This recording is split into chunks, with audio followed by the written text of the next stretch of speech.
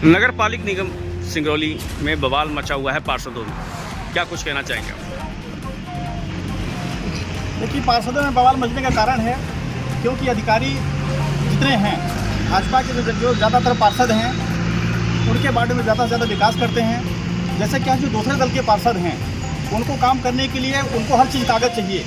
जैसे आपका कुछ भी बनाना हो, पार्क बनाना है, गौशाला बनाना हो, स्टेडियम बनाना हो, तो उनके द्वारा कहा जाता है कि आप जाइए, पहले आप उसको कलेक्टर से अनुमति लीजिए, खसरे में अंकित कराइए। और जो भाजपा के पार्षद हैं वो सिर्फ उनके पास कागज़ जाता है और वो जो है तत्काल उसको जो है टेंडर में लगा देते हैं। परिषद की बैठक में क्या इस वर्ष यानी कि इस माह या जो भी माह पड़ा, परिषद की बैठक में क्या 27 लाख का मुद्दा परिषद की बैठक में उठाया जाएगा? परिषद में 27 लाख का मुद्दा तो उठेगा और कायाकल्प 2.0 अमृत नल जल योजना का भारी जो है ठेकेदार द्वारा लापरवाही किया जा रहा है जो है, क्योंकि जो मेन रोड से जो मिट्टी निकाल रहा है उस मिट्टी को 5 रुपये टाली बेच दे रहा है, बोल्डर को 1 रुपये टाली बेच दे रहा है जो है। लेकिन हमने कमिश्नर महोदय से भी मांग की है कि जो वार्ड में जिस वार्ड में रोड पड़े, नाली पड़ रहा है उस वार्ड में, तो बगल में जो है कच्चा रास्ता जो है उस मिट्टी को वहाँ पर गिराया जाए, जो कि नगर निगम क्षति होने से बचाया जा सके। यहाँ पर वार्ड क्रमांक 43 के पार्षद खुर्शीद आलम जी यहाँ पर मौजूद हैं। मेरे 2 सवाल हैं। एक, 27 लाख के भुगतान को लेकर के परिषद की बैठक में इस मुद्दे को नहीं उठाया जाता है। दूसरा मुद्दा ये है कि पार्षद ही ऑफिसों के चैम्बरों की चक्कर लगाते हैं।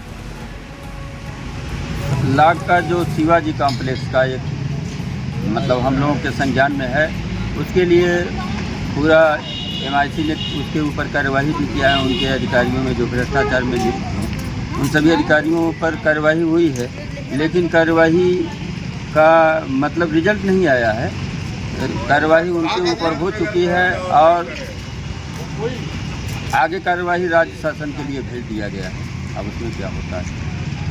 पार्षदों का जो मुद्दा है, जो पार्षद चैम्बरों में जाते हैं और चैम्बरों के चक्कर लगाते हैं। पार्षदों में जाने का होड़ इसलिए लगा हुआ है कि पार्षद चूँकि बीजेपी की गवर्नमेंट मध्य प्रदेश में, लेकिन बीजेपी तो सबका साथ सबका विकास लेके चलती है। सबका साथ सबका विकास नहीं, सबका विनाश लेके चलती है।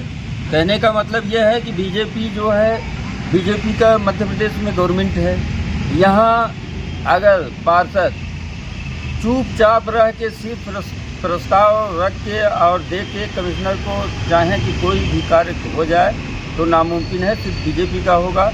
इसलिए जो अन्य दलों के पार्षद हैं वो अपना काम करवाने के लिए 20 चक्कर लगाते रहते हैं ताकि मतलब हमारे वार्ड में भी कुछ काम हो जाए। यानी कि आपका कहना है कि भाजपा जो है सबका साथ सबका विकास लेकर के झूठे वादे करती है। सब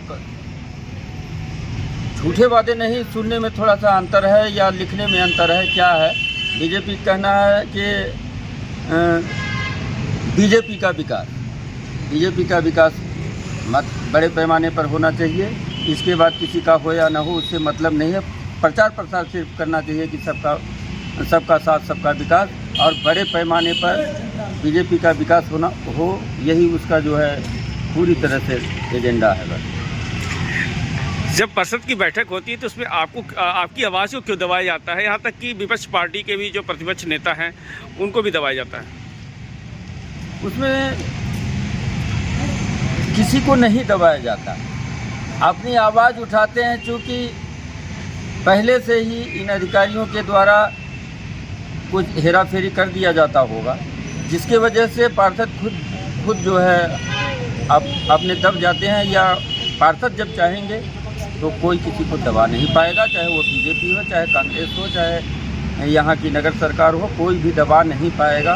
लेकिन अपनी आवाज़ को बुलंद करना पड़ेगा। एक सवाल मेरा और है पार्षद क्रमांक 38 से अनिल बैस जी से। आपने एक मुद्दा उठाया था परिषद की बैठक में कि जब पार्षद वहाँ पर उपस्थित नहीं थे तो आखिर वो रजिस्टर पर दस्तखत किसके हुए थे, जिस पे आप परिषद की भरी सभा में आपने उसका मुद्दा उठाया था। हाँ, ये हमने मुद्दा उठाया था क्योंकि उस दिन वार्ड क्रमांक 41 के पार्षद महोदया जी परिषद में नहीं थी। उनका किसी ने दस्तखत बना दिया था। उसमें माननीय पीठासीन अधिकारी महोदय द्वारा बोला गया था कि हम जांच करवाते हैं, जांच में जो दोषी पाया जाएगा तो उसके ऊपर कार्रवाई होगा जो है। अभी अगला परिषद जो होगा उसमें माननीय अध्यक्ष महोदय जी से पूछा जाएगा कि वो दस्तखत कौन किया था और किसके ऊपर आपने कार्रवाई किया जो है। जब तक आप कार्रवाई नहीं होगा तब तक आगे परिषद चलने नहीं देंगे जो है।